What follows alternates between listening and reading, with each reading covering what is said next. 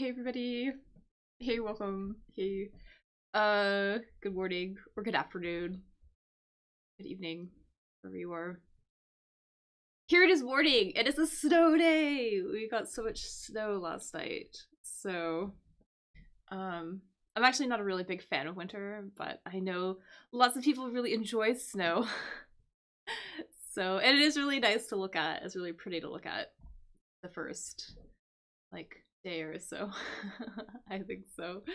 Yeah, anyways, I'm Axel from Get Speaking English. I'm here to do a crossword today. I'm live right now on Facebook, on Twitch, the chat, on Twitch, on YouTube. So you're welcome to follow me along at either one of those places and help me complete this crossword. And while we are warming up, while we are getting ready, I'm going to take a couple minutes to explain how this works to everybody. But if you've been here before and if you already know how to play, why don't you answer this question in the chat? Answer this question in the chat. Let me know. Let me know. Do you like snow? Let me know. Maybe you don't even get snow in your country. So, I mean, if you don't, do you think that you would like snow or something like that? Tell me what you think about snow in winter in the comments. And like I said, I'm going to take a couple of minutes to explain how this works to everybody. Yeah, so let me just get to it. Right, okay, so yeah, so we are going to go through this crossword together. Like I said, what's going to happen is I'm going to direct the conversation. So I'm going to basically say which question we're working on when. Okay, so I'm going to guide everybody through it. I'm going to provide additional clues, information about the questions and things like that. Hopefully, so you will be able to figure out what the answer is. And then when I see the answer in the chat, I will put it up on the board and we will complete the crossword that way. So like I said, there are 3 places you can participate. You can participate either on Facebook, you can participate on Twitch and YouTube as well. All the links are sort of down below in the bottom. I think they're like, no, maybe like over there somewhere, something like that. Anyway, so you can play in either of those places. And yeah, so if you think you know an answer, or if you have other questions and things too, put them in the chat. But if you think you know an answer, put it up. Don't be shy. And hopefully we'll be able to figure this out together.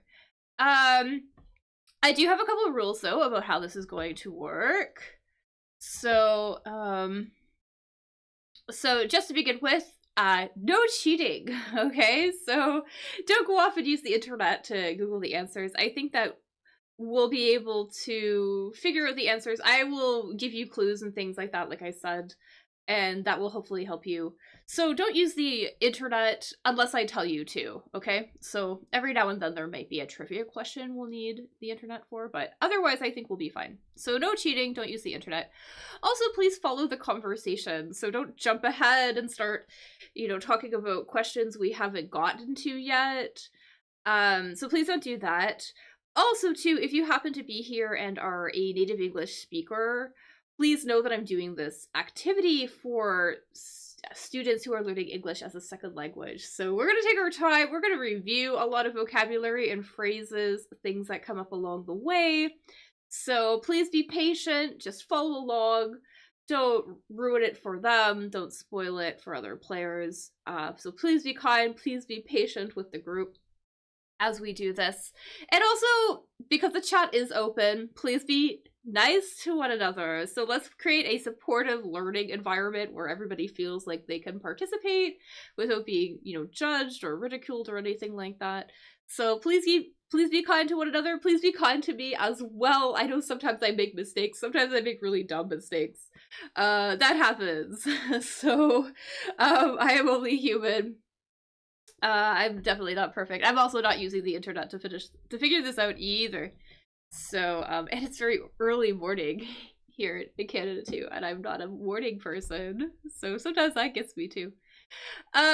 Anyways, yeah, so please be kind.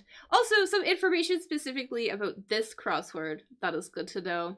So it's an American crossword, so we are going to be using American spelling. You can look on the screen. There are some examples here of the differences between American and British spelling.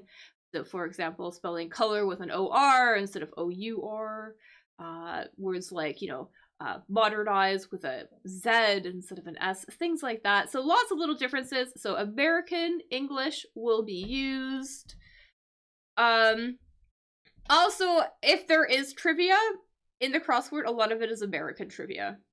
So, for better or worse, so a lot of it is American trivia. I'm Canadian. I don't even know all of it. So, but luckily we will not need to know a lot of trivia. So the majority of questions are going to be about words. They're going to be about language, figuring out the names of things, stuff like that, or verbs and stuff. So we won't need to know a lot of trivia. So that is really good, and that's why we're doing this. That's why I selected this crossword for this activity, because there's lots of language problems in here. Also, too, it's really important, or it's really helpful to know that the answers will always match the questions. So the answers will always be the same type of word that was used in the question.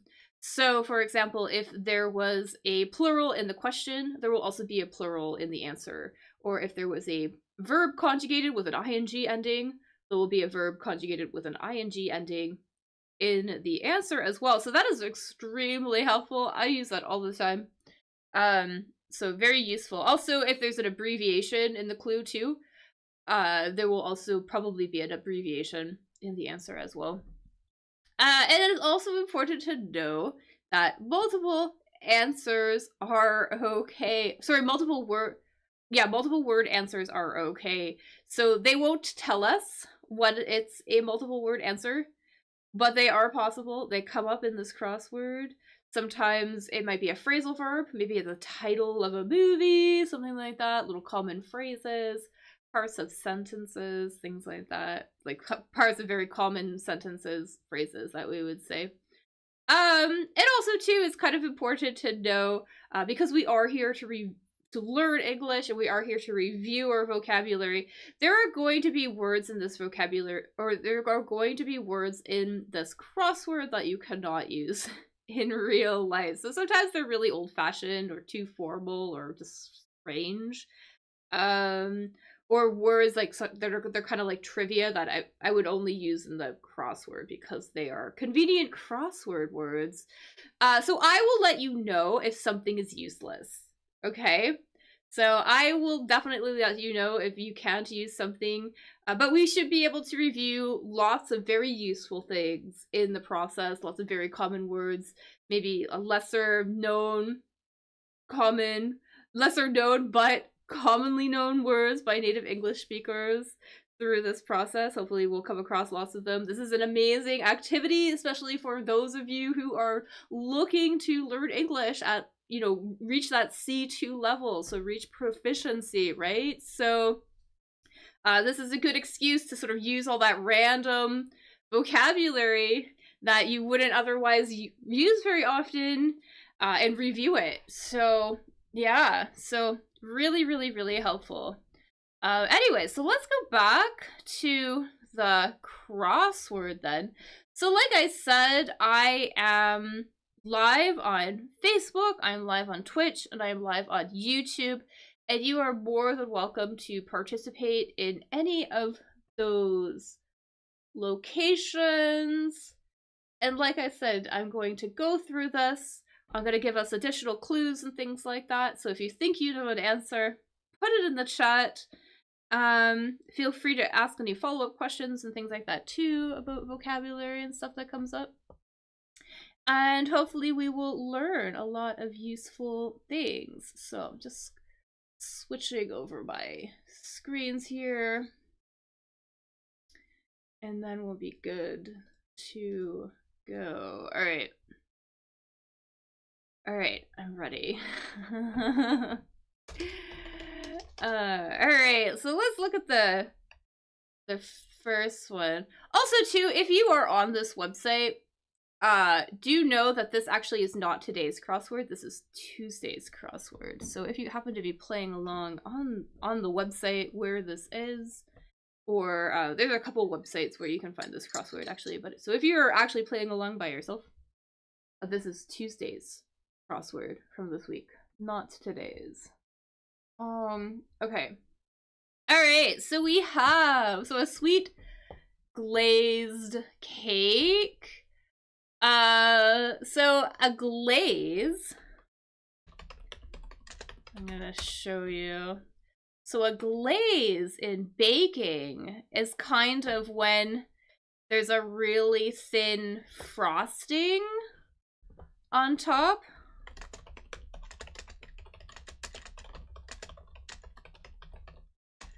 And I'm going to get us a picture. Second here. Alright, here we go. Here is a cut of a picture of a cake with a glaze. You can see that it's kind of thin, very, very thin, very liquidy, very runny, almost a little bit transparent. I mean, you can see this, like, some glazes are incredibly thin, incredibly runny. Like, you would just pour it over the cake, okay? So that's what it means to, that's what a glaze is, this sort of very transparent, sort of sugary, liquidy layer here, okay? That we would put over a cake. So that is a glaze. So we have a sweet glazed cake. And then we also have a word for luggage. And I think this is gonna be a lot easier for us to figure out. I don't think we're gonna know this, but we should be able to do this luggage one. So we're looking for we have 1, 2, 3, 4. We're looking for a 4-letter word, basically another synonym for luggage, right? Luggage being maybe things that you would use to transport your belongings when you are traveling, right? Sort of something like this, right? Got some luggage here. So we're looking for a 4-letter word, basically a synonym for this here. And remember too, I want you to remember that the word luggage is uncountable. It's an uncountable noun. So we would never say luggages. Okay, we would never say luggages. We would refer to all of this as just luggage. And that's kind of an important hint for figuring out what this word is going to be, okay? So we would never say luggages because it's an uncountable noun. If we want to talk about one of these things, one thing of luggage, we have to use a word of measurement, basically. Or so basically we would say, you know, a piece of luggage, okay? So we would never say luggages. Hey, Adriana. Yeah. So, yeah. So, okay, yeah. So see the word in YouTube? Let's see if we can get it anywhere else. I don't know if anyone's playing anywhere else. But yeah, we would never say luggages. We would have to say, you know, a piece of luggage, or I have, you know, some luggage for my trip. So we would always need some sort of like basically like a quantifying word or something. So piece of luggage. We could also call these, you know, a suitcase, individual ones a suitcase as well too. But you're right, this word is bags, exactly. So bags is gonna fit in here. So let's put that in here. So we got some bags. Perfect. What else can we do here? I think we could do this one.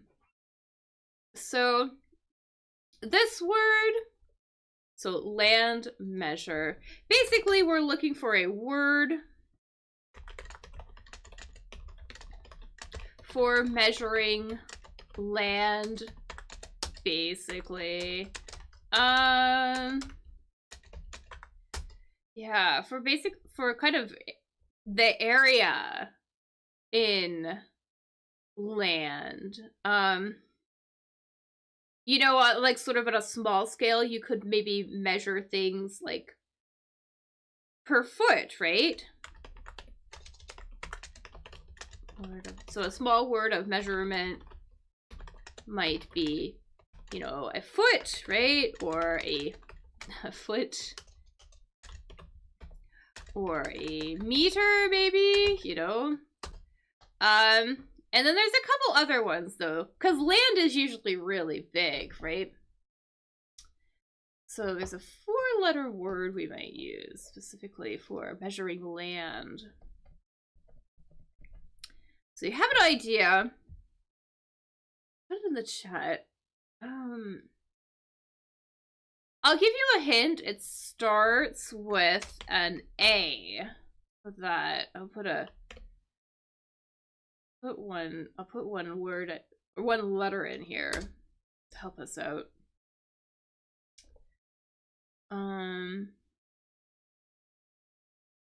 You know, there's kilometers, but that's like really big, right? So we couldn't use a kilometer or a kilometer to measure an area of land. It's usually something smaller. So if you happen to know what it is, or maybe other sort of like words too.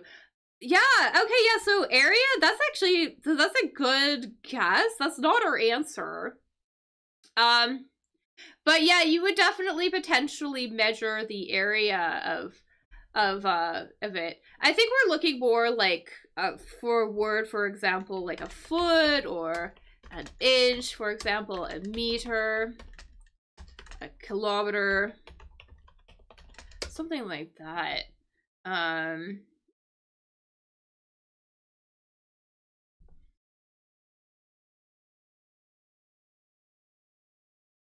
There's also like a yard. Some of these are like imperial. Anyway, so an acre. An acre is a very common measurement of land. So we have an acre. That's going to be our answer here. Always using acres for measuring land, typically. All right. And what else we do here?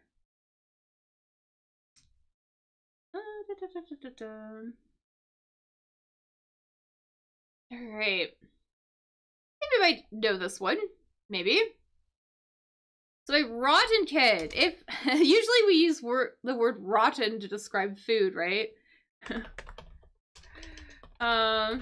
Usually used to describe food, right? But here we're using it to describe a kid or a child, right?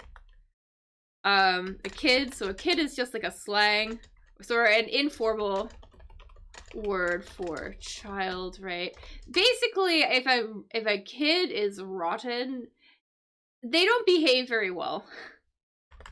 If a kid is rotten, they do not behave very well. So we're kind of looking for a word something that we might call a kid that maybe doesn't behave very well. They misbehave. So, like a 4-letter word here. 4-letter word for a child that misbehaves.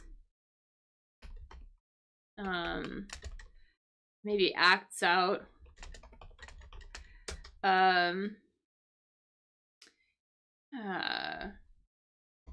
So something like that.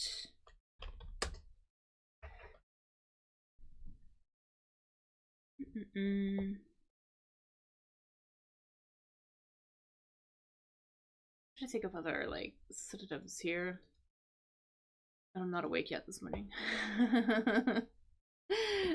I'll give you a hint. This word starts with a B. And actually, there's a little bit of a collocation that we might use this in. For example, we might say that, you know, that kid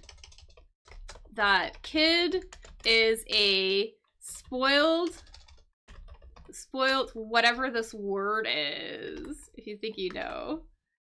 Sort of a bit of a collocation here. Kid is a spoiled something. So, like, if you spoil your child, maybe you give them, maybe too many things, or you let them get away with a lot of things, right? So maybe you don't punish them or anything like that, or they, you know, there's no negative consequences for their bad behavior, right? Maybe you don't punish it, you don't discipline them. That's a better word. You don't discipline them. Yeah. So we might call a kid that misbehaves or acts out and is kind of a little annoying, a little pesty. We might call them a brat. So let me know if you heard that word before. It might be a new one. But definitely a pretty common word here. It would be, and it's very common to say, you know, somebody is a spoiled brat, basically. Yeah, a spoiled brat would be you know, like a child who behaves badly because they're basically allowed to do anything they want. They're allowed to have anything they want. So a spoiled brat. Yeah, exactly. And also, too, I should point out, because this is actually the UK spelling, it would be spoiled in American spelling. Anyway. Okay. There you go.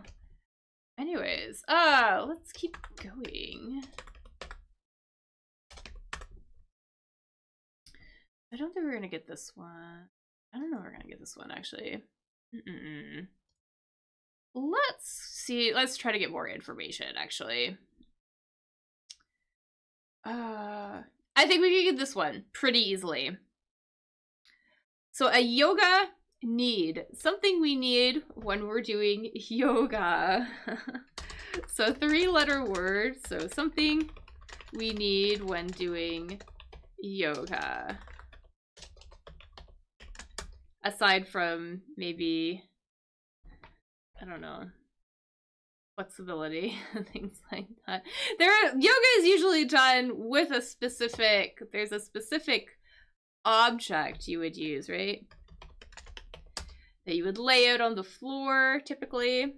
You would roll it out, and then you would be able to do your yoga practice on it. Sort of a little barrier between you and the floor.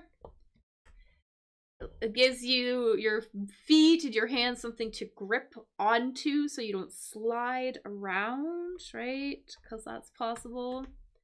If you have an idea, let me know. Otherwise, I'm going to put a picture up here in just a second. So this thing goes on the floor when you do yoga, to add some cushioning and to prevent your hands and feet from slipping in the poses. So cushioning, some padding, right? Because the floor is really hard, so a little bit of padding.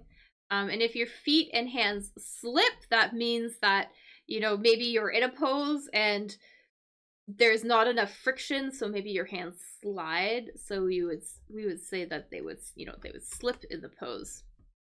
Anyways, I think it's gonna be one of these things. What are these things? So similar to a rug, totally similar to a rug. Kind of a synonym for a rug here.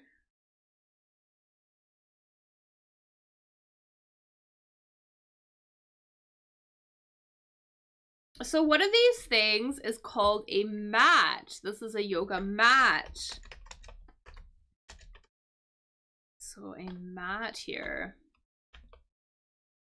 And I would say, so like a rug and a mat are very similar. Very similar. The thing that I was like, the thing that I would say is the biggest difference is that usually a mat, or sorry, usually a rug is usually made out of some sort of textile, like some sort of fabric.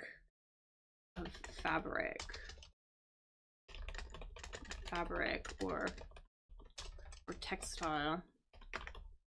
So for example, I'm gonna show you what I mean. Maybe they're woven, for example. Something like that. Like here we go. Here is a rug. And they can be small too, right? But we can see that it's kind of made out of a fabric. Whereas a mat can be made out of like plastic or rubber or latex, like other materials as well. It doesn't necessarily need to be made out of a type like a fabric or something like that. So for example, you can also have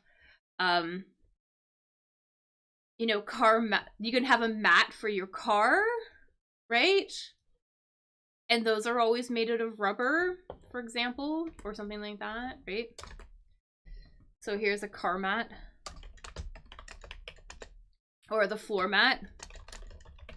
So that's kind of the difference. So a mat can also be woven, but it can also be made out of different things.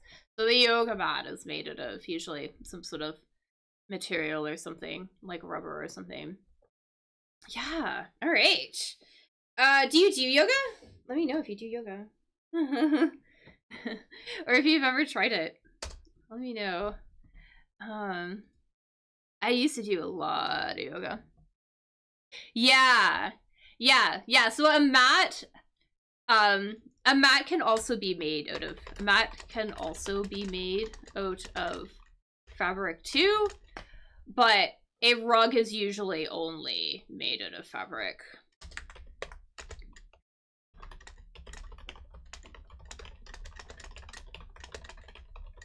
Like some sort of fabric or some sort of, yeah, like something woven together, basically.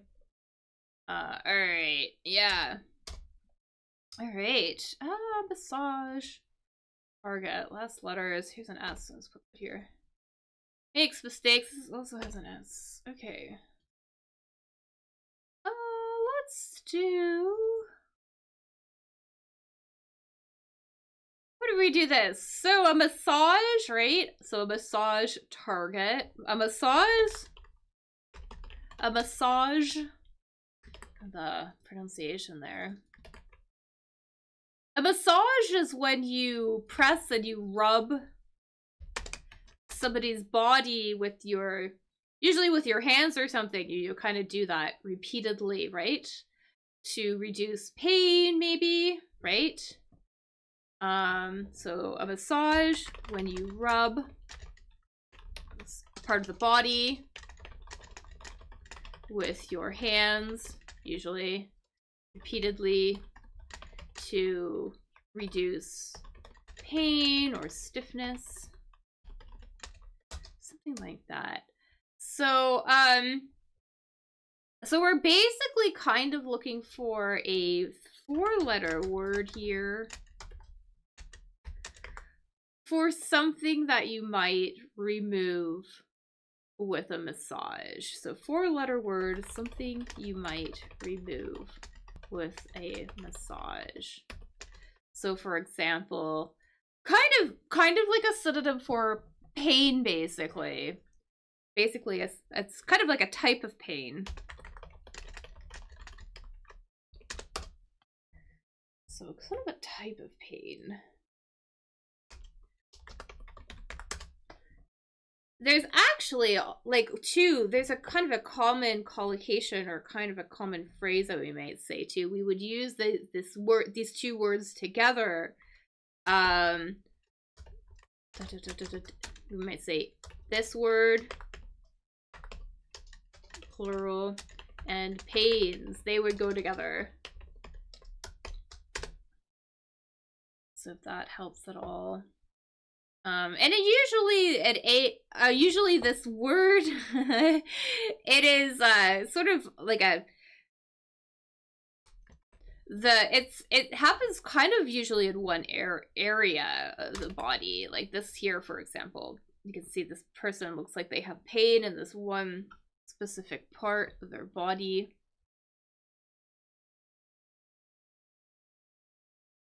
It's causing them discomfort, right? And they might want to get a massage to get rid of whatever this thing might be.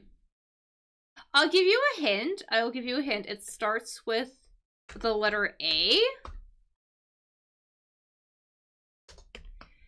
And this word also is commonly part of some compound nouns. For example, like if you had something in your head, you might have like a head,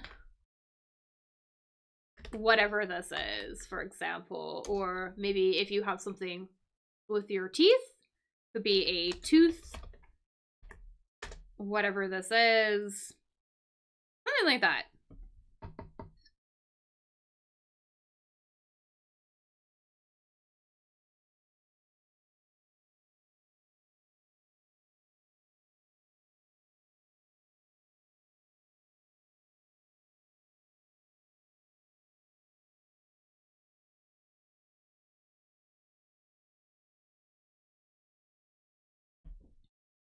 So I think this word, yeah, this word is going to be ache. Exactly. So an ache.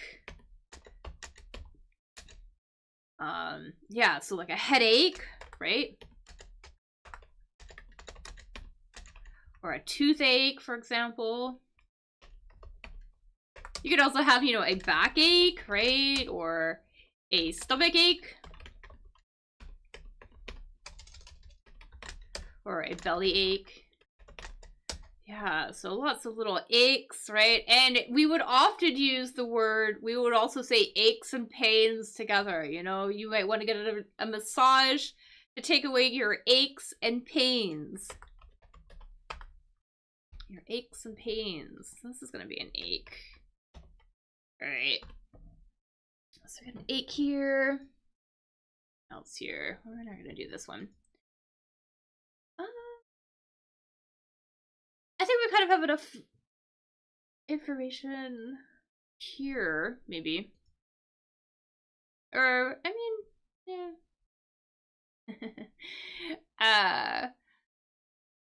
I think this is gonna be an easy one, actually. These last letters. So obviously here we have like an S, right? So I put an S in here because we know that it's going to be a plural. Last letter of the alphabet, basically. The last letter of the alphabet. Do you know how we would spell it in American English? I know it's a little bit different between American English and British English, but I think you know what it is, though. Put it in the chat. So basically the last letter of the alphabet. And I should say like the English alphabet. We would call that if we were to spell it out as a word.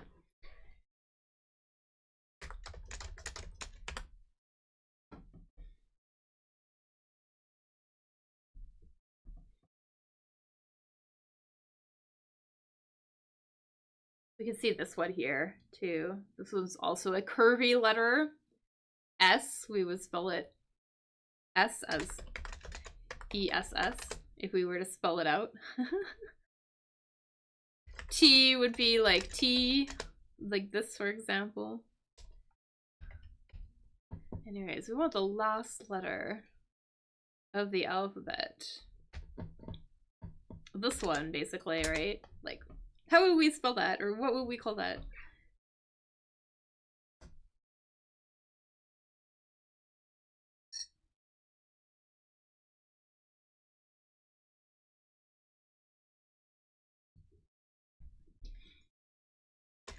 So in British English, and sometimes Canadians do this too, it would be Z. This letter would be Z. And the Americans call it something slightly different.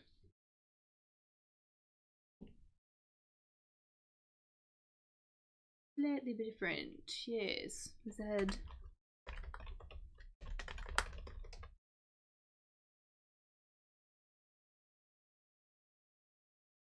So they would call this, Americans would call this Z. They would just call it Z.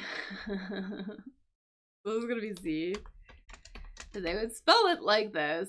This Z, similar to T or C, for example. D.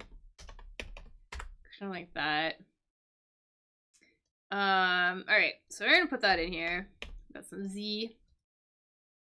And I think we have a lot of information. We can maybe figure this out. So we're looking for a word that means to blow away. Or I should say to blow somebody away. So to blow somebody away means that you do something that really, really impresses them. So if you blow someone away, you do something that really, really impresses them. So to blow somebody away. So we're basically looking for a Z something. Sort of a verb that we could use too that also means that, you know, you really impress somebody. Maybe you, or maybe too you like, not just impress them, but maybe you also like, surprise them as well too.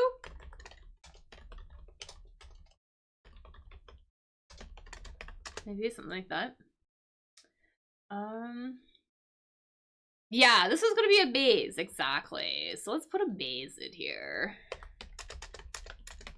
So if you're gonna amaze somebody, you're gonna really impress them or blow them away.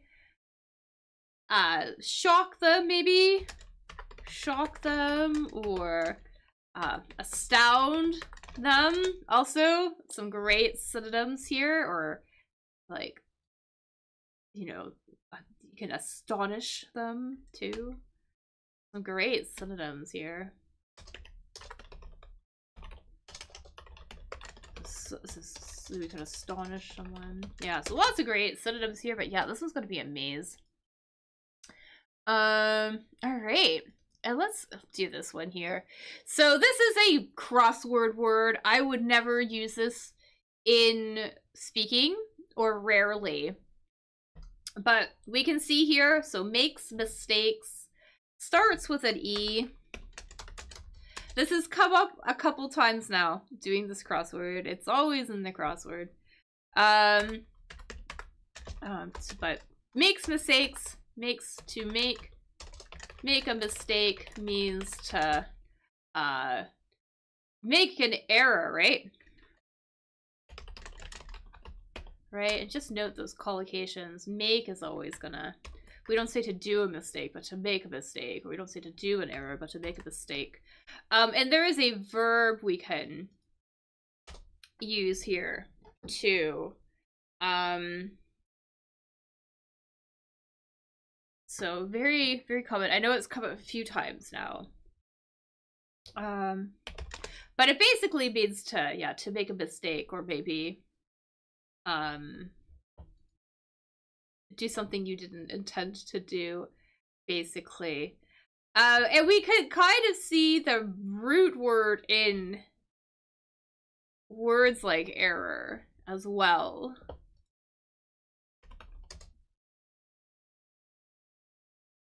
So, but not a very common, not a super common word. I'm gonna give you a collocate. I'm gonna give you a phrase though, a very common phrase where we might use this word. So there, it does come up. It does come up in a couple different common phrases and sayings. Yeah, so this is gonna be airs. Exactly. So air.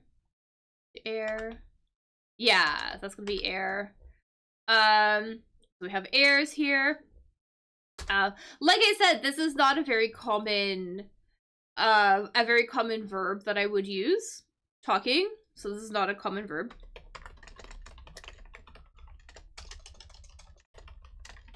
But we do use it in a few common phrases. So for example, here's a really good one. You might say, it's preferable to err on the side of caution. This is an extremely common phrase, which means that you need to be, kind of be careful instead of taking a risk. So it's preferable to err on the side of caution rather than risk disaster. This is actually another collocation too, to risk disaster. But yeah, if you err on the side of caution, it means that when you're acting, like you should choose to be careful instead of taking a risk, right? Because sometimes it might be advantageous to take a risk, right? But here we're saying it's better to be cautious and not do anything too risky. So that's a very common idiom. And there's also another phrase too where this might come up too. We might also say to err is human. So basically that it's just something natural for people to do, making errors. And mistakes is something natural for people to do. So that's another common phrase or common idiom where it might come up. So yeah, so two very common phrases where we see this word, this verb, but otherwise I would not use it in other sentences. But I would definitely say these two. So those are kind of good ones if you were looking to add some collocations to your, or some idioms to your speaking. Those are really good ones.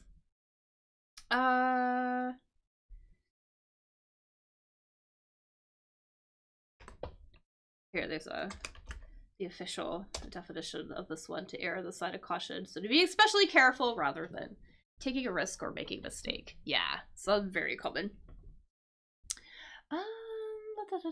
What else? Let's do this one, because I think if we do this one, we'll be able to do this one. So, karaoke. Do you know what karaoke is? Karaoke. It's kind of when you sing along to the musical tracks of songs.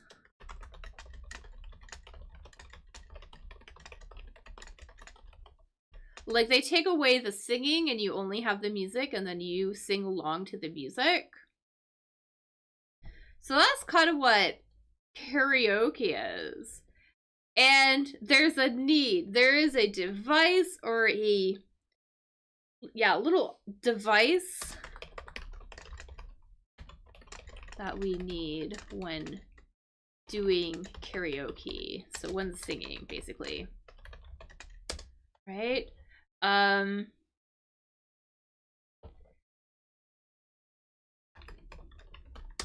Yeah, something that, you know, a singer is going to use to basically project their voice, right?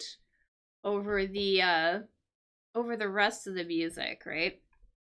So if you're a professional music or a musician or a professional singer, what are these guys? Yeah, exactly. So a microphone, or a mic for short for microphone. Exactly. So you would need a microphone if you're going to be doing karaoke, or if you're going to be a singer, for example, sing with a band. All right. So let's put that in here. And let's see if we can do this one now. So our member of the family. So we're looking for a word. Somebody in the family. There are a lot of family words in this crossword, actually, now that I remember. Something. T-H-E-R. So, a word. Somebody in the family.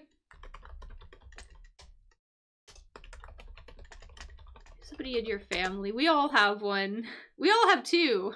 We all have two of these in our family, right? So somebody in your family.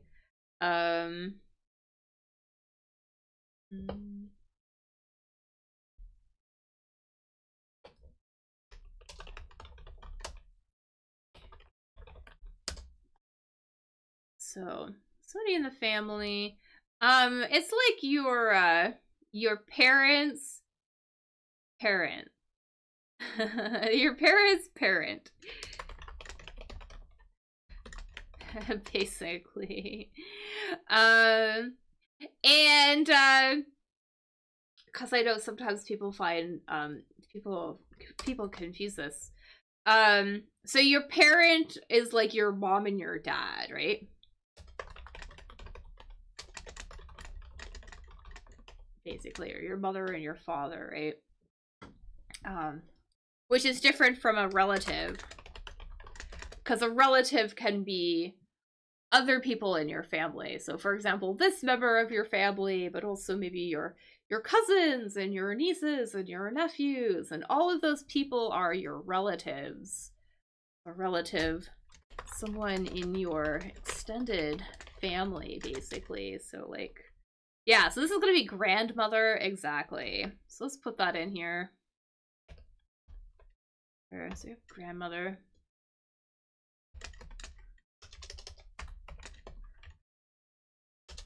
So we're gonna do grandmother, yeah, so somebody in your, and your grandmother also is a relative of yours. So for example, grandparents, uncles, aunts, cousins, nieces and nephews, etc. All of those are your relatives, but your parents are your mother and father, like they're directly related to you. Okay. What else could we do here? Peripherals. Let's do this one. This engine need. There's a lot of needs in this article today, or in this crossword today. So something that an engine needs. We have 3 letters. Something that an engine needs. This is kind of like a liquid, almost. A type of liquid that an engine would need. And if we're not quite sure what an engine is, it's basically like a motor or something. I'm gonna get a picture of what an engine might look at. I think this is a type of a car. It's like a car engine. You can see here. So an engine or a motor. We would might also call it a motor. And then there is some sort of thing that goes in here, sort of like almost like a lubricant that we use to make sure everything functions. Yeah, 3-letter word here, basically a liquid. It's a very it's a black colored liquid.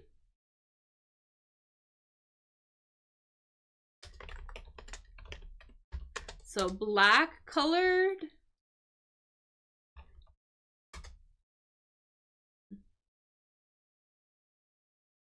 Or maybe not necessarily black. It always seems that the stuff that gets used for this is kind of black. And this substance gets used for other things as well.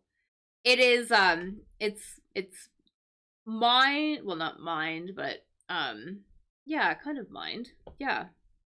It comes from the ground. It's a type of fossil fuel.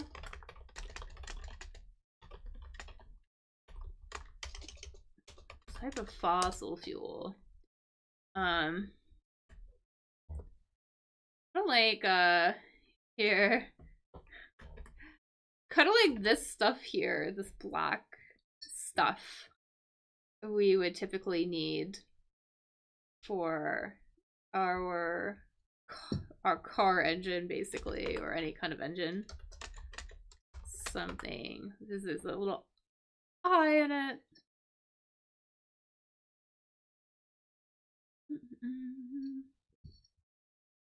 So if you think you know, put it in the chat. You can participate at any of the 3 places listed at the bottom of the screen. It helped me out. So I think this is gonna be oil. This is oil. We need oil to make a motor run, basically. Oil. Just so you know, the parts don't seize up and things like that. Alright, what else can we do here?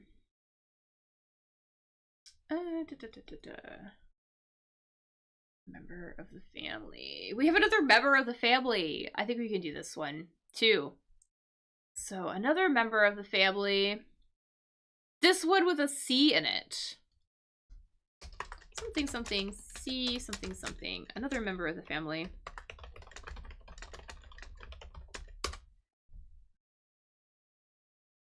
This member of the family is male.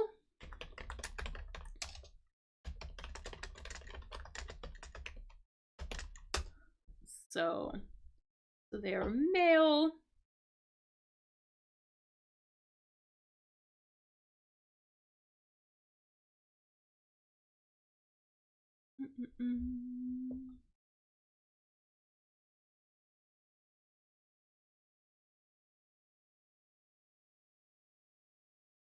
So member of the family, this member of the family is male. It's like your father's brother. Basically, your father's brother. That helps out. So whoever this person might be.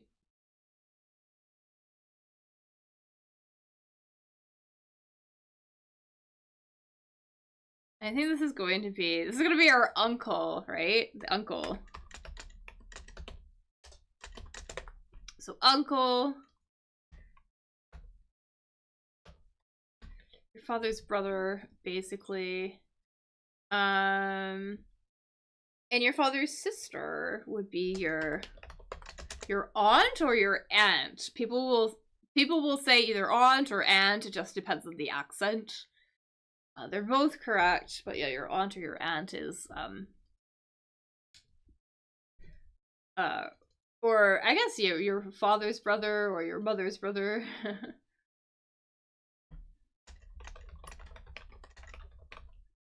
But yeah, this would be like the sister. Anyway, alright. What else could we do here? Family.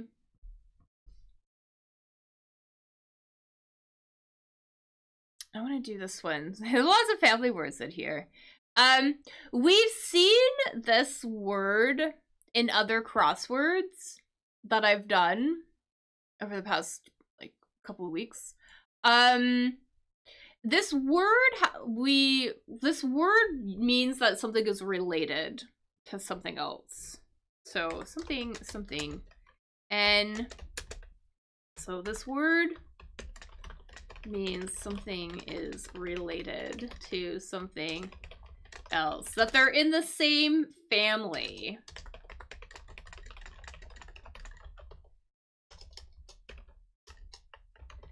And here we specifically mean our family, like human families, right? But in the other crosswords, we actually use this word to describe also animals that were related somehow. So for example, how a deer is related to an elk, right? They're similar, they're in the same animal family, for example. Or how different species of birds are related to one another. So I don't know if that helps. I don't know if you remember what this word might be. It starts with a K. I'll give you that much. It's gonna start with a K. It's basically, we might say something is this word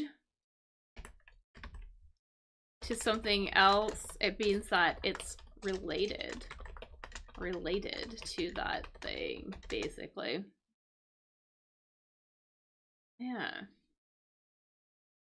Yeah, so this word is kin. Kin. We will use sometimes to say that things are related to one another. So so with the animals, you could potentially say that that a deer is kin to a deer is kin to an elk, for example, or an owl is kin to a hawk. But we could also refer to members of our family as our kin as well.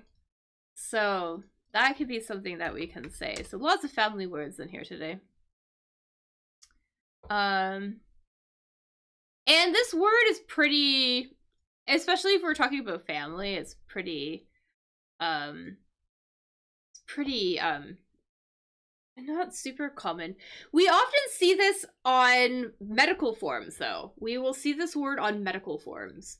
On medical forms,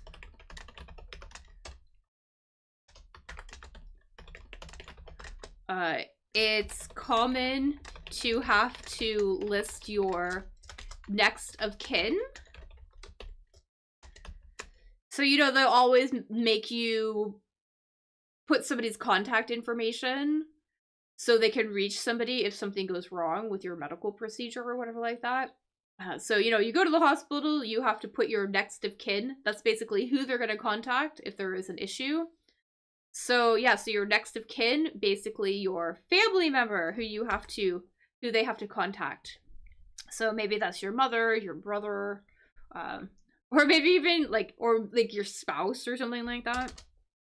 But yeah, that is probably where I see this word most often used. So when we're talking about family. Yeah. Alright, so next of kin, so that's a handy one to know. Alright. So let's see, what else can we do here? I don't know if we know this word. I think this word, so I don't know if you've been paying attention on, to the things that I share on social media, but I was talking about food the other week. I was sharing lots of posts about food, how to describe food, the taste of food, things like that. And there's this one synonym, it might have been on a post, I don't even remember. It might have been on a vocabulary post. But basically, a synonym for bitter. And what does it mean to be bitter? Something bitter kind of has a slightly unpleasant, sharp taste. So bitter is a unpleasant, sharp taste. Like, people will describe coffee as being bitter. So coffee is bitter, for example, or dark chocolate without a lot of sugar in it tends to be bitter, right? So it kind of has that kind of sharp, sort of unpleasant taste to it. And then there's kind of another word, sort of a synonym.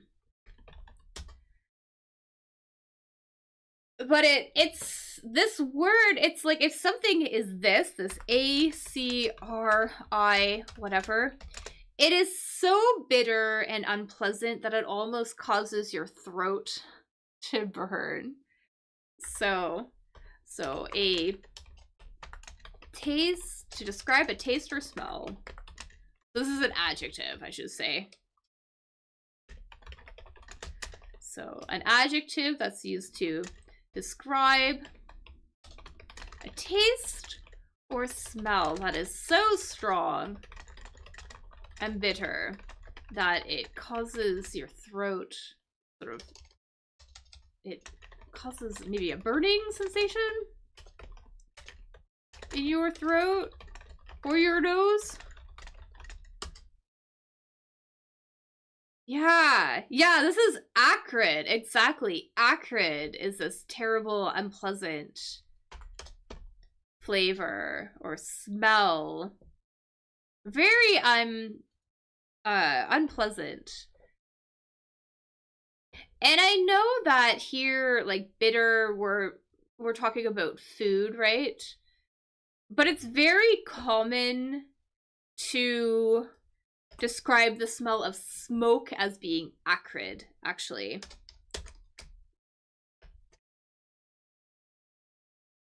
Yeah.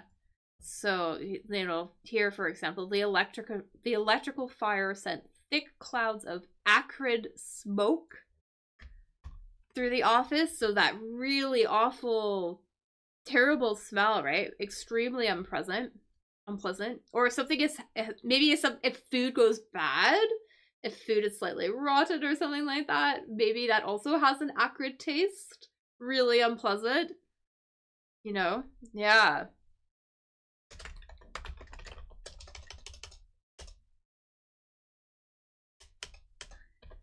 So food that's gone bad may also have an acrid taste. So that's also how I might use it. Say that it has an acrid taste or tastes acrid. It's supposed to be acid. Yeah. Yeah, acid is kind of sort of similar, but maybe not quite as awful, right? Yeah, like an acidic taste is kind of sharp, but maybe not necessarily super unpleasant. Like it doesn't make you like, it's terrible. Yeah. But as acidic, like acid, or so acid would be the noun, and acidic would be the adjective. Yeah, it would also kind of have that super sharp taste or smell. Usually taste. Alright, let's see if we can do this one. Peripherals. This word. So that's kind of like a fancy word. Where would I use this word? Something peripheral means on the edge of something, kind of, but we're not using it in this context here. That is not what they mean here. So something peripheral is on the edge of something. For example, peripheral vision. That means sort of like how far you can see to the side of something, if that makes sense. So, for example, peripheral vision, sort of like your ability to see, sort of, see, I don't know, at the edge. This is a bad, really bad description. But you know, you look at something straight on, right? But you can still kind of see to the side as well too. So anything sort of at that edge, sort of at that limit of where you can see, is your peripheral vision. So at the edge of something. So for example, here. So a figure came into my peripheral vision. Like I could just see them. That makes sense. And we also use it for talking to equipment and basically all the other things that might come with it. So that's what we mean here. Yeah, exactly. So peripherals could also refer to all the extra equipment and things that can be connected to something. So usually like a computer.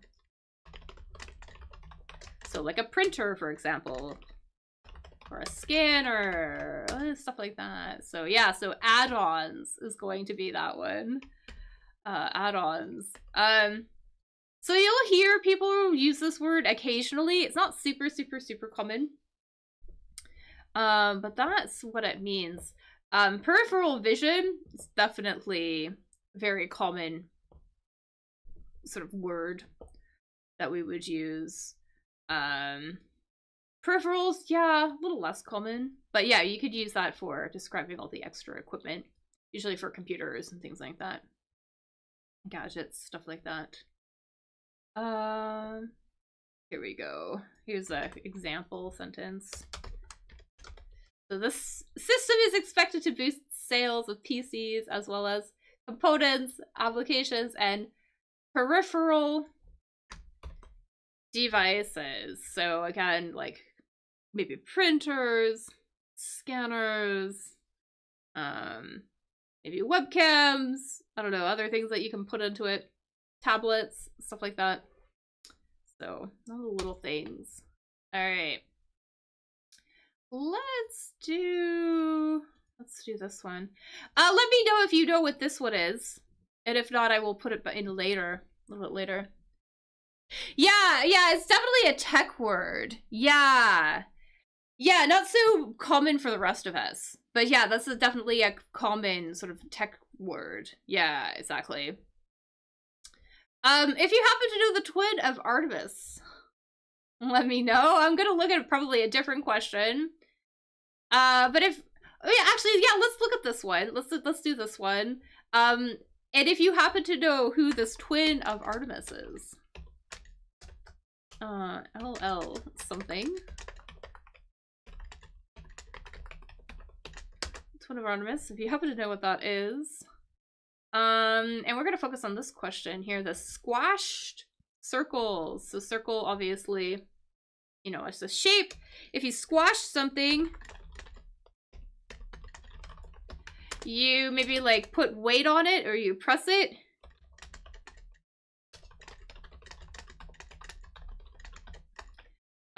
So maybe it flattens slightly. Or maybe completely. So, for example, I'm just gonna get food if I do.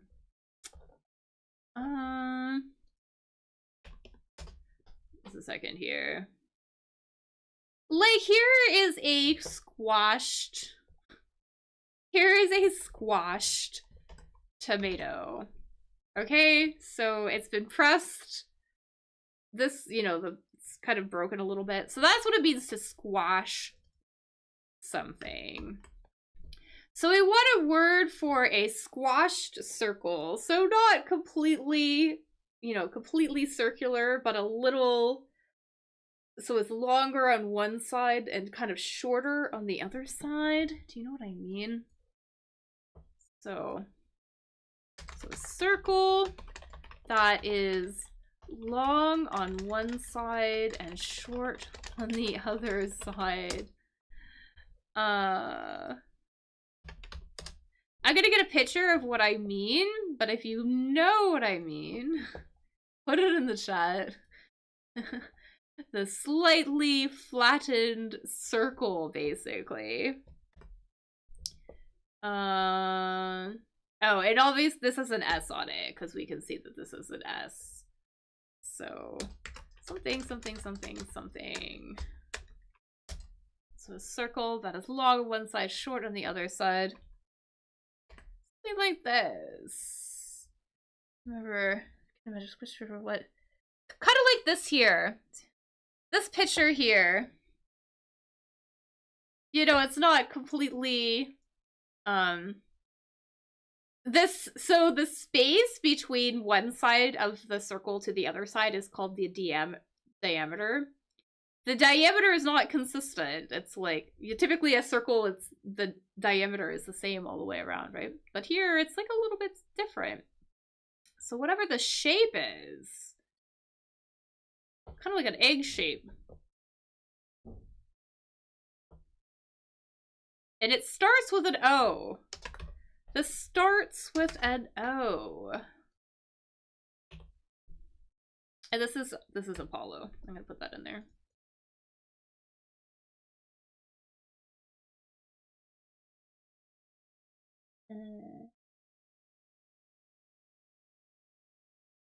Hey, wait, this is an oval. The shape here. We have ovals. Yeah, so ellipse. We'll talk about ellipse and an ellipse in a second. Kind of similar, sort of. An ellipse also has an oval shape, right? But an ellipse refers to a path, like an oval-shaped path around something. So, a second here. Like, yeah, the ellipse kind of refers to the outer path. Like, for example,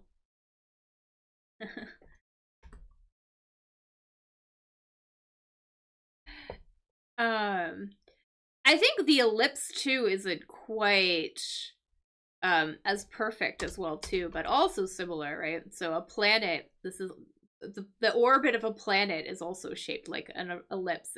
I think the ellipse kind of refers to like it's slightly a little so kind of similar but different. The oval is kind of like the whole sort of like the whole thing, including like the area and everything, and I think the ellipse is more like the outer circle, I think. But yeah, orbits, planets will make an ellipse around the sun, basically. So that's a good word. Yeah, that's a really good one. Let's see. Steer clear of. Let's see. Here. Let's say this one. Let's just yeah, another yeah, you guys are good with the ellipse here. Let's do this one. This roses are roses, whatever goes in here. A something something. Red.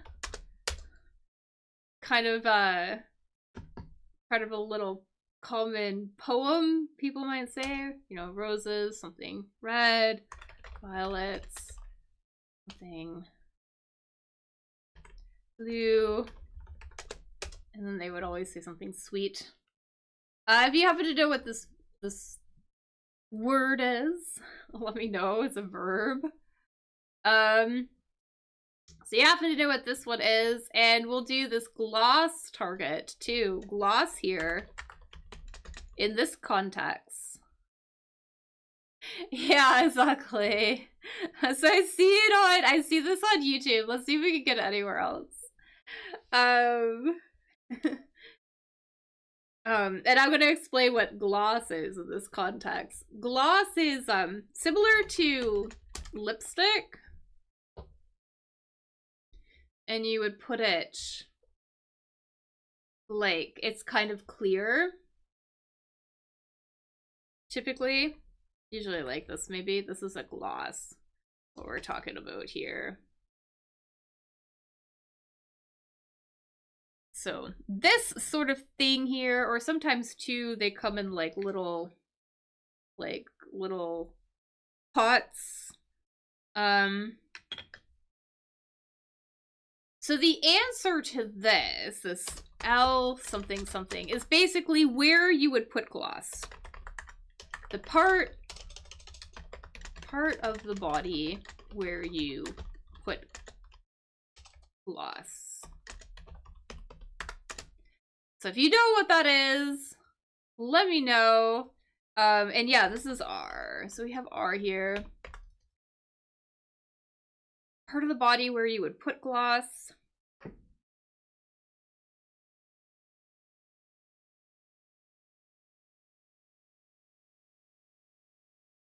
So I see it on YouTube. Let's see if we can get it anywhere else.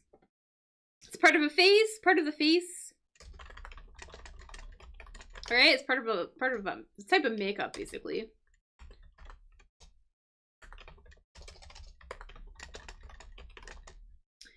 All right, so we have lip here. Perfect. All right, awesome. Great job. All right, I got some lip here. What else do we do here? I think we could do this one. Plopped down. Plopped down. So we can see here we want the past form of a verb. Whatever this answer is going to be the past form of a verb. But to plop down basically means to take your body from maybe a standing position, and then you kind of put it in a chair, for example. To plop down basically means to go from a standing position to in a chair, for example. Like you would go into the chair. So whatever that verb might be, basically to use a chair, right?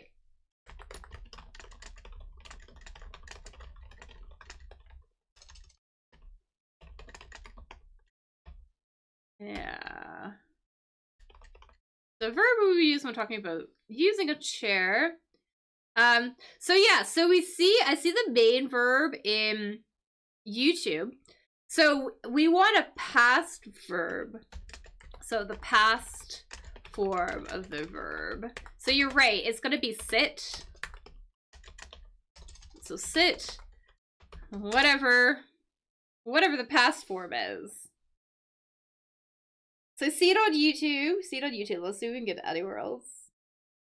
The hairpin. See if we can get it anywhere else.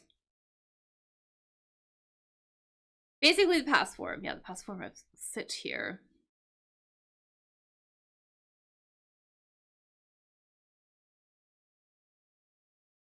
Put the T here. Yeah, it's gonna be sat. So put sat here. Perfect. Alright, what else can we do here? Let's do this one. We might know this one. So to steer clear of something. To steer clear of something. This verb here, we usually like to steer something. It usually means to drive something, right? Like when you're driving, you use the wheel to steer, right? So basically to decide which direction you're going, right? So that means to steer. If you steer something, you are somehow deciding where it goes, basically. So if you steer clear of something, that means you do not come in contact with it. So yeah, if you steer clear of something, you do not come in contact with it. And we might know this word. EV something something something. I can think of a couple different synonyms for this that basically mean the same way or the same thing. But a word that means that we intentionally maybe go around something, or we just make sure that we don't come in contact with them.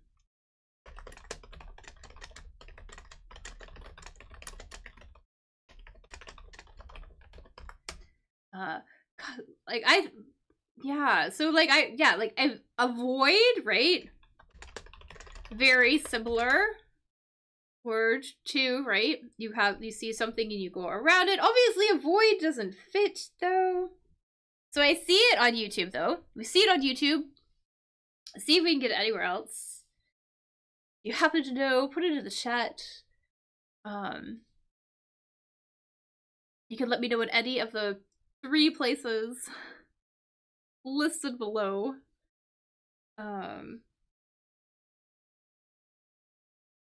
There we go. Yeah, exactly. So evade. You can evade something. Also means to steer clear of something. Exactly. So evade. Also too, like if you're wondering, because sometimes people ask here. So this opera piece, we're referring to here a piece of music. So for example, like a song or something. But yeah, we would typically talk about like a single song in music, maybe as a piece. And an aria is basically a solo in an opera. So, all right. Oh, what else do we got here? This one here. I wonder if you guys know this one. So this word here for something skilled. So something, something, something, something. This is not a super common word. So if you have an idea what this one means, maybe. Basically means something skilled. We would use this word, say, if you were skilled in something. This is a adjective.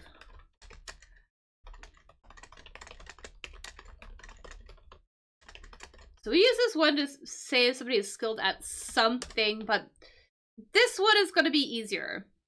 So if you know what this is, put it in the chat. If not, don't worry about it, because I think this one is going to be easy. These cast members, too. So we have something, something, something, something, something. I think that's it. Yeah, I think I got enough spaces. So a cast usually would be a group of people who work together maybe on a play or a TV show or a movie.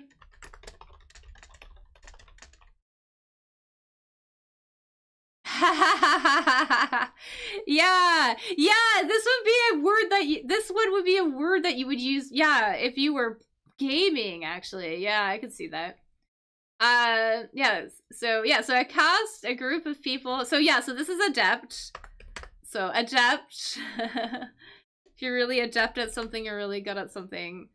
And then this cast, a group of people basically who work on a TV show maybe, or in a play, or a movie. So this is a group, the people that would work together, basically. So the members of a cast, basically. So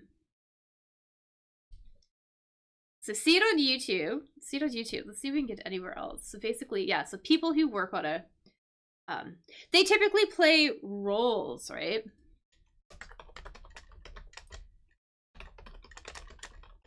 They play roles in the production. The production being like whatever they're doing, the play or the TV or the movie. We could refer to them as productions. And they play roles, they play characters, specific characters.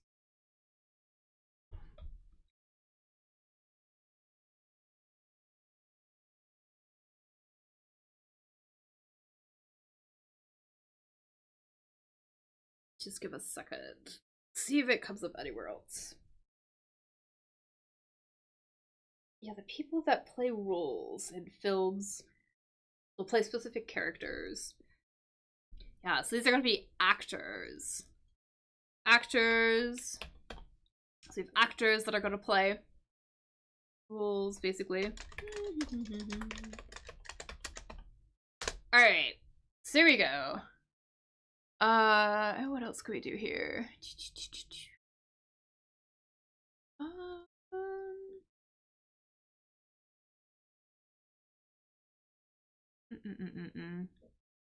Let's do this one, maybe. This is an adverb. Can you see it? Yes, you can see it. So three letters. This is basically like an adverb. Pretty sure it's an adverb. Basically, if something is overly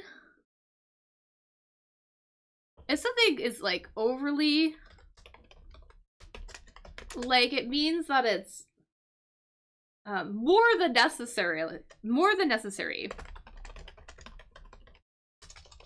or to an excessive degree. So we would use this word often in phrases if something is, yeah, to an excessive degree, but it's a kind of a negative. It's kind of a negative. So we want an adverb. It's kind of similar to the word very. Like, for example, if something is very big. if something is very big, it's also it kind of to an excessive degree, but this has a positive connotation, whereas this is a negative to an excessive degree with a negative connotation. I don't know if that makes sense. But this is positive, very is positive. Usually, right? Whereas this is gonna be if like there's a lot of it, but it's kind of a negative. Yeah, so this one's gonna be too, exactly. If something is too much, it's a negative, right? So excessive, but like an extreme. Yeah. All right. There we go. So we got 2. There we go. Nice.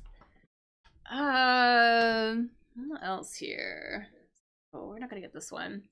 Busy one and oh, liberal study. Nuisance.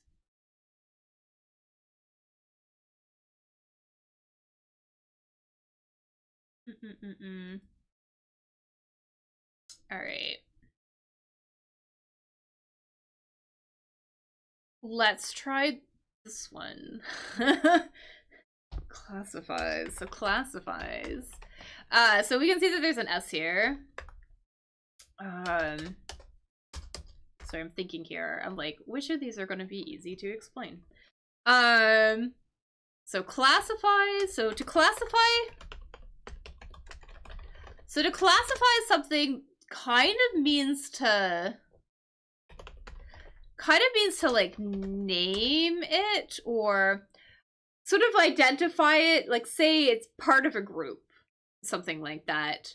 So if you classify something, maybe you divide it into a specific, say it's part of a group. So to classify something means you maybe divide things and say they are part of a specific group.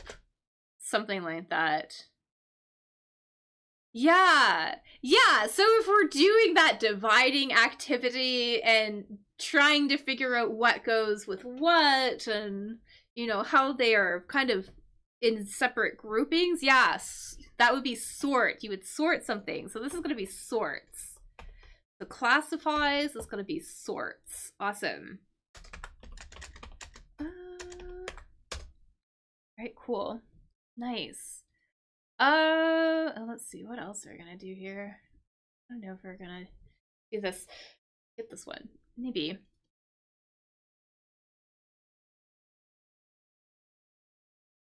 So if you know what this is, this comic tribute. A tribute is kind of like when you do things maybe to honor somebody, right? So tribute, something that you do, honor someone or show your respect. Okay.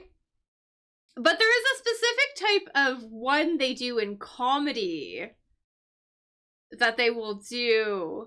They will, you know, they'll have a person, but they will tell jokes about that person. So this thing, this RO something, something, something, something. This is when comedians get together and tell jokes about one specific person. So if you know what that might be, put it in the chat. Otherwise, I think this one might be a little bit easier for us to get to, because this is a cooking word that we might know. This here. This C, not C, something, something, R. This is a cooking word that means to burn something slightly. So it gets sort of like these crispy black bits on it. So you do this to meat or maybe vegetables, especially while grilling, to get nice little black bits on it. So Yeah, so this is a roast, that thing where comedians might get together and they'll tell a lot of jokes about a person. That is a roast.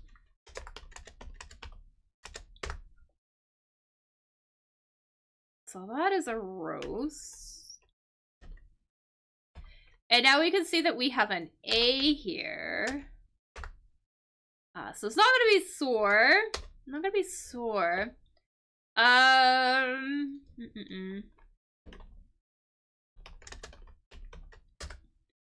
I think, I mean, I don't know if you follow me on, like, I think it was Instagram. I was sharing food posts like the other week, and I think this one came up too. But yeah, when food has like little black bits on it, kind of like you can see here, this has like a bunch of those black bits on it.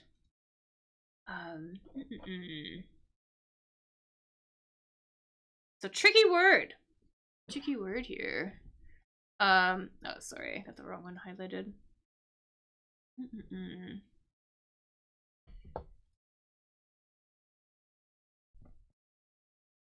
We had, oh, we had sear yesterday. Do you mean sear? Sear is a similar word. Sear we did yesterday, where you basically cook the outside of a piece of meat over sort of high heat, and then that traps in the juices, and then it gets nice and juicy on the inside, but sort of like a cooked outer shell on the outside. So that is to sear. Sear is not going to be the answer here. This is actually, so this starts with a C. So if you think you happen to know what that is, put that there. Starts with a C.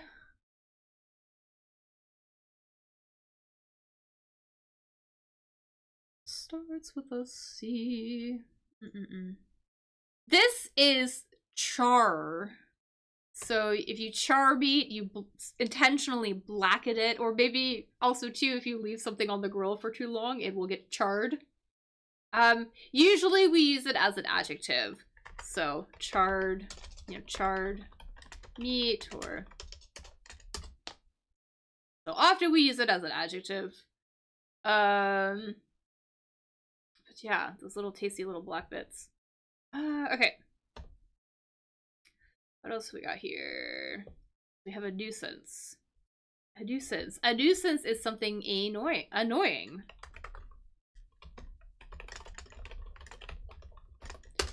So something annoying. Something. ST. Word used to describe something annoying. Earlier in the crossword, we talked about annoying kids. Rotten children, and the word brat came up. So a kid that's really kind of annoying, maybe really poorly who misbehaves a lot. They behave really poorly, really badly.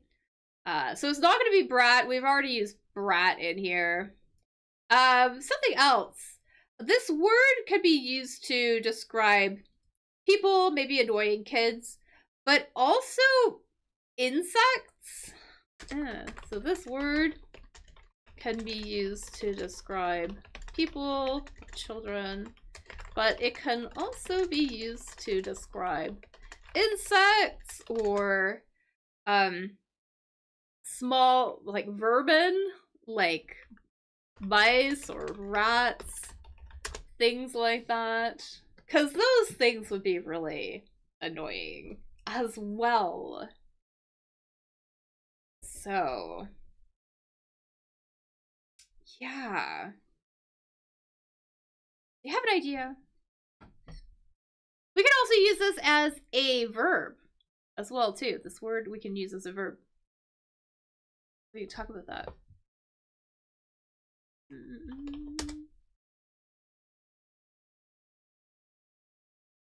Yeah, this word often gets used to describe Yeah, small insect, as insect or small animal that is harmful or damages crops.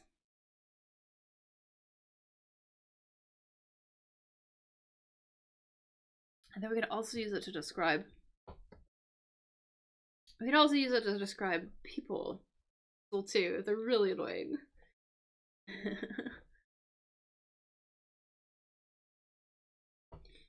So this word, so this is going to be pest. So pest. So all of these are examples of pests. So, you know, maybe cockroaches are pests, or mice, or rats, something like that. We could also call somebody who's being annoying a pest, right? So we could call them being annoying. And then you could also use it kind of as a verb too, or actually, I guess, maybe more commonly would be like to pester someone. Or I would, like, colloquially, I would just say, like, to pest someone. Basically, so basically to behave in an annoying manner towards someone. Basically, maybe you, like, do something, or you ask them something repeatedly. Yeah, so that's what it means to, like, pest somebody. Well, let's put that here. And let's see if we can do this liberal study. Liberal study. This is like a type of, sort of like a sector or a section of things.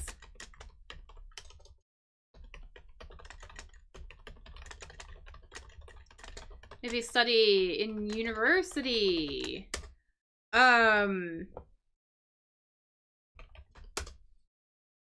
Like maybe languages or history or literature. Basically non-scientific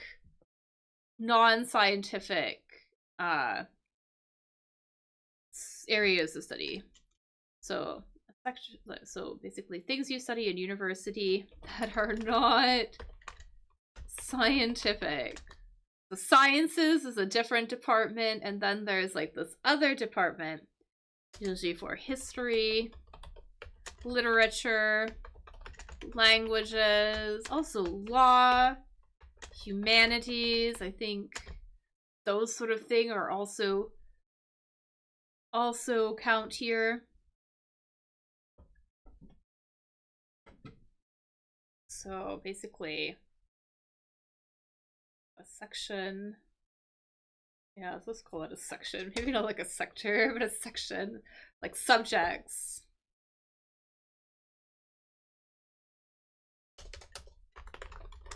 So subjects you'd study, yeah, in university that are not scientific.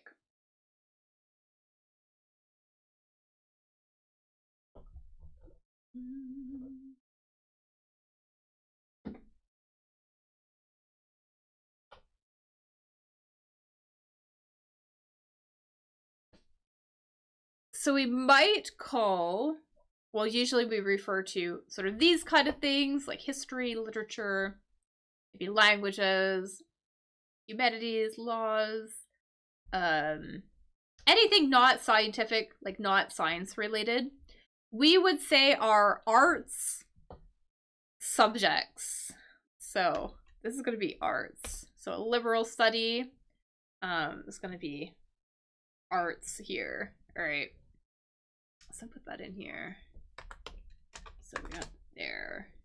What else can we do here? Physical ability. All right, we have another member of the family. So there are a lot of members of the family in this crossword. We have grandmother up here. We had an uncle here. Let's do another one. So we have another member of your family. This is going to be the name of a relative. Something, something, something, something, something. The name of a relative. So somebody who's related to you. I will give you a hint. This person is female. This person is female. If that helps. Name of a female person in your family.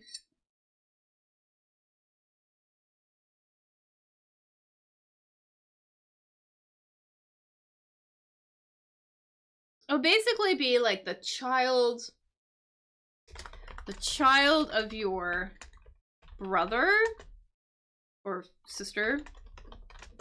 So the child of one of your siblings, basically. So we can use the word sibling like a as a gender neutral way to refer to your brother or sister. So your sibling. Yeah, this is gonna be niece. So your niece. It's gonna be the name of that relative. So let's put it in here. So we got a niece here. And then this musical ability. Let me know if you guys know this one. They say that in music, it's important to have a good, whatever this is. Yeah, we say to have a good something. It's important for you to be able to listen carefully to the music, basically. Maybe be able to distinguish the different notes and the different tones.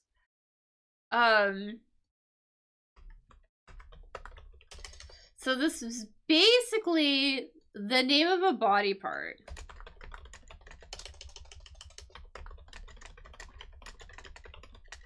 So it's the name of a body part that would help you listen carefully to music and maybe hear the differences in tone, the different notes and things like that.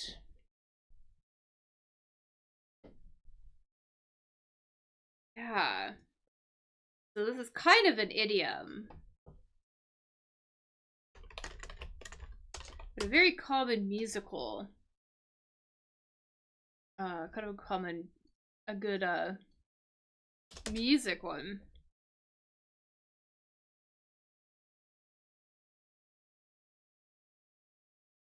I think you know what that might be.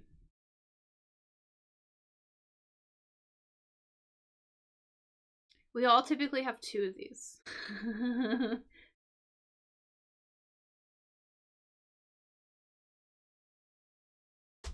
So the name of a body part, and it would help us listen carefully to the music, understand the differences, maybe. Extremely important. So you can play in time, right?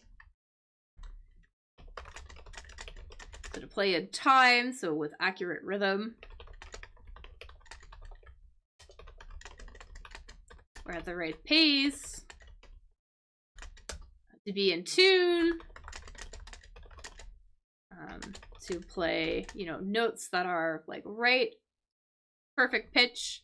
Play in tune to play. Hit the right notes, basically. We would say that you need to have a good ear. So a good ear in music. So this musical ability is going to be ear, but we would say that, yeah, you need to have a good ear. And some people naturally have a good ear, right? They're really good at picking up those subtle differences, which can be extremely important when you're a musician, right? Other people may have a hard time perceiving the differences between things, right? But yeah, especially if you're a musician, you typically want to have a good ear, we would say. Let's see what else is here. I think we could do this one really quickly, actually. This flying mammal? Something, something, something. Flying mammal.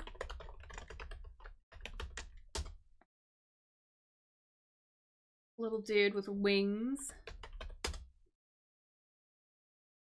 A mammal being a small animal. Is an animal with body hair. It's warm-blooded, we would say. Humans are mammals as well. They also have a vertebrae. They have a backbone. Vertebrae. So vertebrae, or a backbone, or a spine. You know, instead of an exoskeleton, right? So this is all, everything of these are all mammals, and humans are mammals as well. So we're looking for, flying mammals. Basically one of these little dudes. These little flying furry guys that typically eat, I hear they eat insects, but I know in some places they eat fruit and stuff like that. So our little flying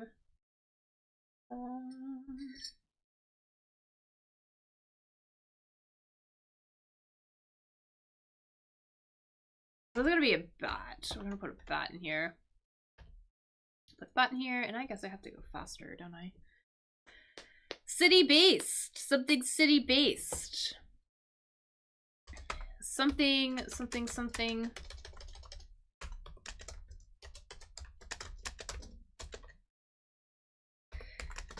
Great word that comes up often when we're talking about cities, right?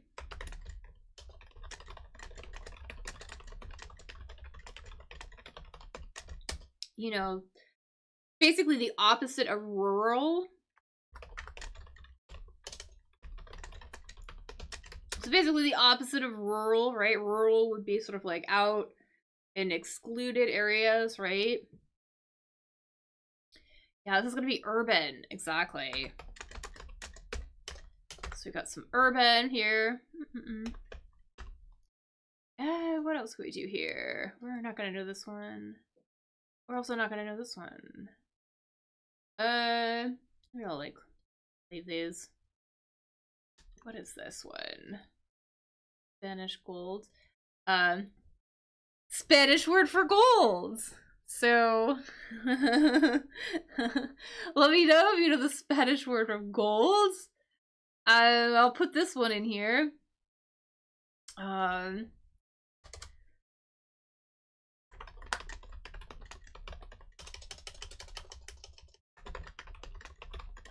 For gold. Basically the Spanish word for gold. 3 letters. So if you know what that one is, that would really help me. I'm gonna put this in here, actually. The swift horse is just gonna be an Arab. It's like a breed of horse. We have oro for Spanish word for gold, exactly. Perfect. Actually, maybe you know this one. This, these Iberian invaders. Do you know what this one is? These Iberian, or Iberian, is it Iberian? I think it's Iberian invaders. I know this is like a history sort of thing. Yeah, Iberian. So if you know what that is, put it in here. Because I don't think that we're gonna get these ones. I want to focus on ones. Yeah, so if you happen to know who this Iberian invader is, let me know. Like if you just happen to know something. Oh, yes. Otherwise, I will put it in here. Because I don't think we're gonna be able to do much of this quadrant. Actually, I might be able to talk us through this one, actually, to succeed. This is gonna be a 2-letter, or a 2-word answer. Something.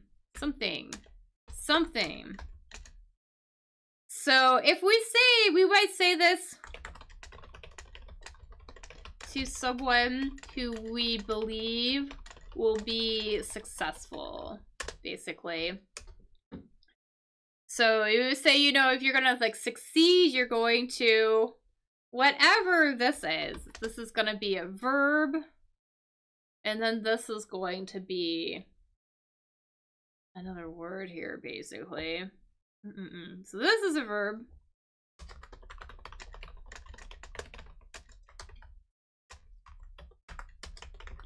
Second one is a word about distance. A word about distance. So if you think you know what that is, in the chat. I'm just gonna put this in here. So we have it. Okay.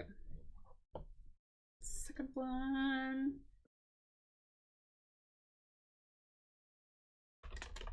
Wonder if I can put this in a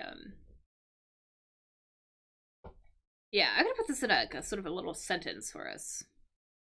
Kind of an idiom. She will here.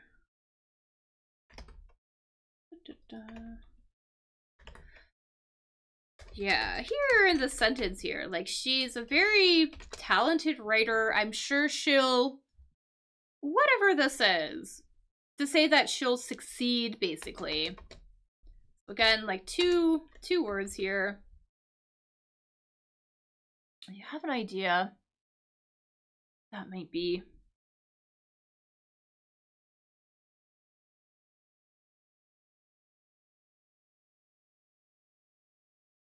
So we might say that somebody will go far.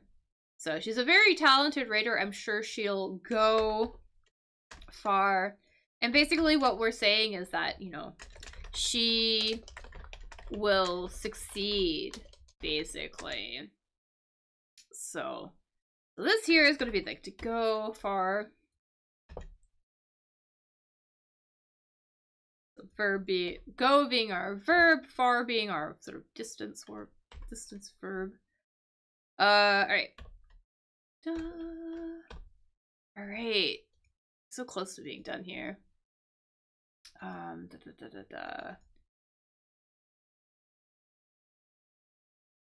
Oh, this word came up yesterday. This analyze sentences. So this, no, not yesterday, the day before. When we were having the conversation about sparse. So this is a word, so this word, this one, this word came up the other day. Came up the other day when talking about the word sparse, and it means to basically analyze, like I said, sentences or language. Or language, but we can also use it when talking about data, right? And kind of breaking it down into its components so it's a little bit easier to understand, or maybe so we can understand it better. So if you remember what that word is, because we had a little bit of a conversation between, like, what is the difference between this word versus the word sparse, because we had that in there the other day. So if you remember what that is, it starts with a P. I will put that in here. If you happen to remember. It's not a super common word, but we did talk about it the other day. I'm trying to see what else this is. These are stats, so I'm just gonna put this in here. This is stat. Alright. So if you remember what that was, that word that we would use for sort of breaking down and analyzing information. That word was parse. You parse things. A-R-S-E. So, like I said, you would typically examine computer data, maybe. Yeah, basically to understand something. Okay. What else could we do? So corduroy is a type of fabric. Kind of. Yeah. It's a type of fabric. It's a very specific, kind of a specific type of fabric, though. It, kind of has this texture.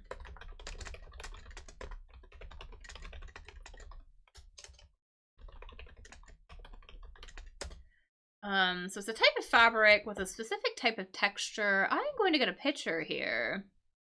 Because we can see here that it has, like, R-I something, something, E something. So this is going to be an adjective. And often we could create adjectives from the past participles of verbs, right? So it's like a past participle adjective. I will say that much. But this is corduroy here. It's kind of fuzzy. Sort of fuzzy, but it has this unique little texture. There's kind of like little, almost little bumps in it or something like that. So, and then there's a word that we would use to describe something that has texture like this. Or I'm gonna see like what else might have this, what else I might describe as having this texture. Yeah, anything that kind of has these little bumps. It's gonna have a D here, so it's like a sort of like a past. We would use it to describe, yeah, a couple different things here. So anything with this sort of, these sort of bumps here, they kind of like have lines and then it creates like these bumps, we would say has a ribbed texture. So a ribbed texture. So corduroy specifically has a ribbed texture, right? But you could also see, 1 second here. The sweater. Here's a sweater that also has, we would say it has ribbing or it has a ribbed texture. So ribbing is also common in knitwear, right? Very common. This here too, this is like a building material, but we could also say that this has a ribbed texture to it as well. So anything with those little bumps, we would say is ribbed or has ribbing. So here's a light as well. Ribbed light, or it has ribbing. So all of those things I would, yeah, that is the word that we would use to describe that texture. So anything like that. Even in architecture, I mean, like, this is pretty cool. Even these pillars are ribbed. So, what else do we have here? Letter before omega. This is a type of snake, and we are not gonna know it. This is only a crossword word. But let's do this one. So another member of the family. We can see there's an S and a T in it. Something, something. Brother. So something, brother. This member of the family you would get if your parents got divorced, and then maybe your mom or your dad had a child with a different person, basically. So they're not, it's not your immediate family, but it's like your whatever family. So, so this member of the family only happens if your parents are maybe divorced, your mother or father had a child with a different partner or something like that. Yeah, that's gonna be your stepbrother, exactly. So stepbrother, your stepbrother, so stepbrother, stepmother, stepfather, stepsister, and all of them will be your step family. All right. So close here. I think we could do this one. This fireplace, bitch. So a fireplace is a place where you burn wood and things like that, right? So fireplace, where you burn wood, and once the wood is burnt, something is left over. There's this powdery dust. This is basically, this word is basically the word for the powder dust that's left over from burning something. Yeah, whatever is left.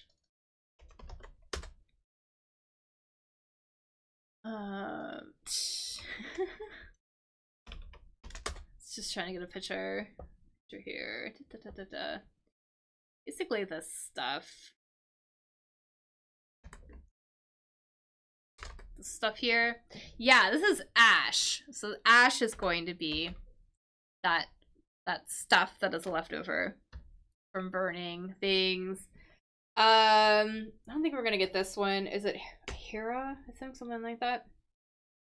We have wood left. This letter before Omega. What is this? Like the Greek alphabet?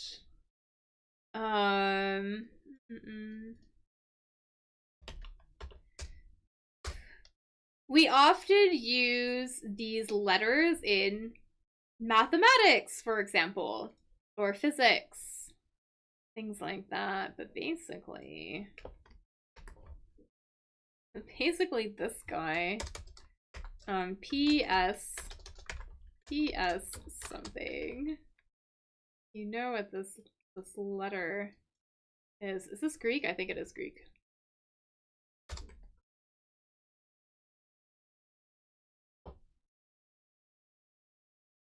So if you know what this value is,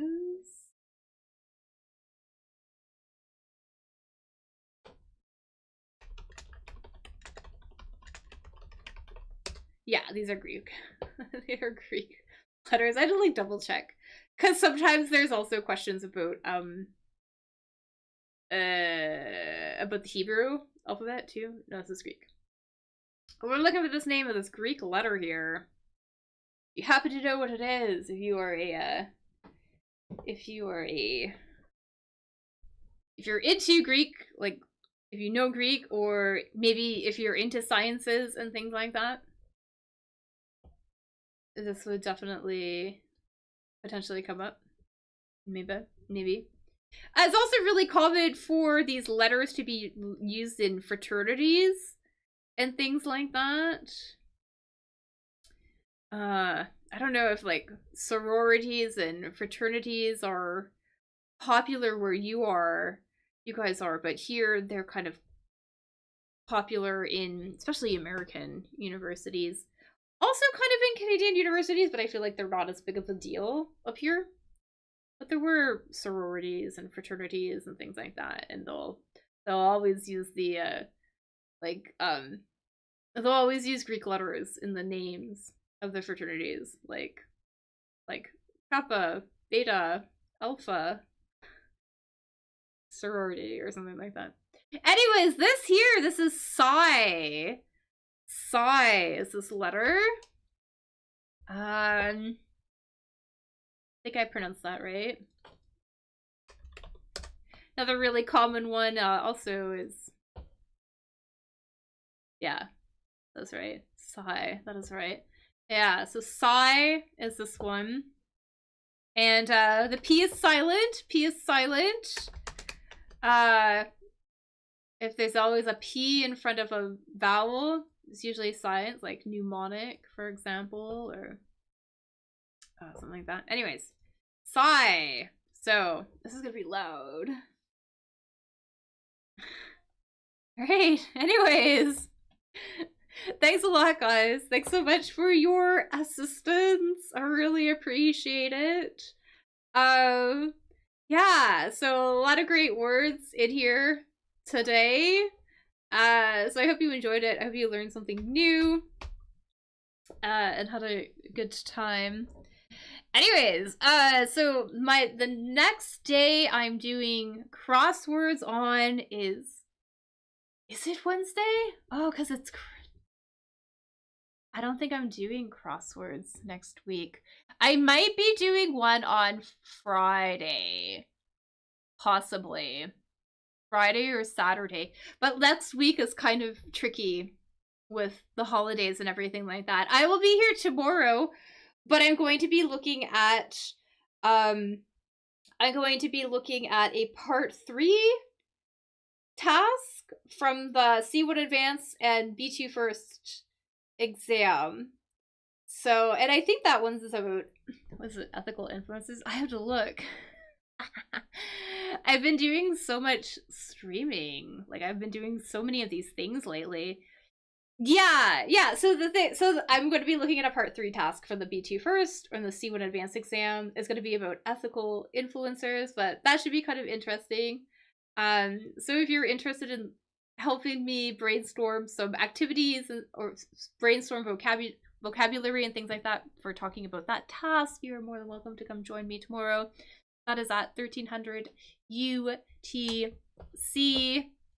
Also, I should say too, if you're looking to get in touch with me, say if you were interested in maybe doing some lessons or some conversation classes. I've been doing a lot of conversation classes based on articles, and I've been sharing them all on the Telegram group. You can get in touch with me. Best place to get in touch with me is on Telegram. Yeah, not so much on Facebook and YouTube, but Telegram is the place to get a hold of me.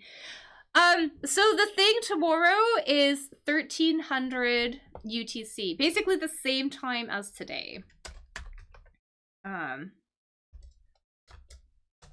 UTC, so the same time as today, but it will probably only be an hour.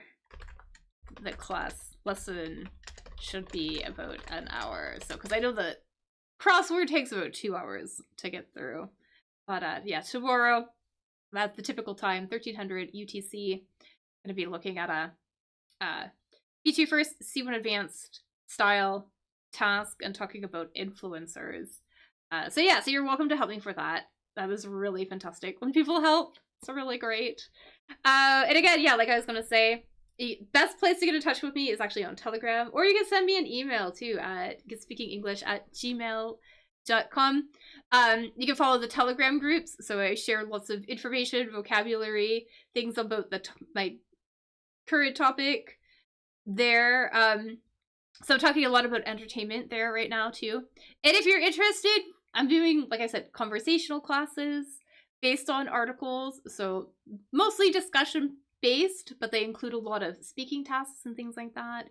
And if you want even more feedback, bigger focus on vocabulary, phrases, but also focus on fixing your pronunciation, your fossilized errors, that sort of thing. You can do lessons as well too. And that is also the only way that I give writing feedback as well too. So yeah, so those are possible for you. So yeah, so if you like this, feel free to, like it. If you're on Facebook, share it with your favorite Facebook group for English learners. If we can get more people on board, that would be really fantastic. Be really, really, really helpful. It would definitely motivate me to continue doing this.